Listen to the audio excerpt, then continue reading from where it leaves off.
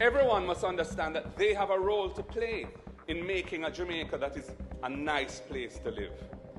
This means people must pay their fair share of taxes, and the government must be accountable to the people because it is spending the people's money.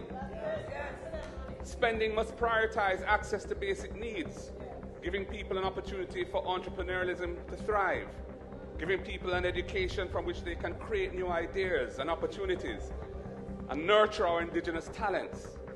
The type of transformation that Jamaica needs will require investment in its people and in possibilities for the people. Mr. Speaker, the major impediments to Jamaica achieving high levels of inclusive, sustainable growth include a failing education system and a training system that is not fit for purpose, which contributes, both of those, to Jamaica's low national productivity. High levels of violent crime, high electricity costs that undermine the competitiveness of our economy, and insufficient economic diversification that would increase our resilience to the growing threats from climate-related and other external shocks. Mr. Speaker, none of these challenges can be successfully tackled if we do not address the prevailing failures of governance in the country.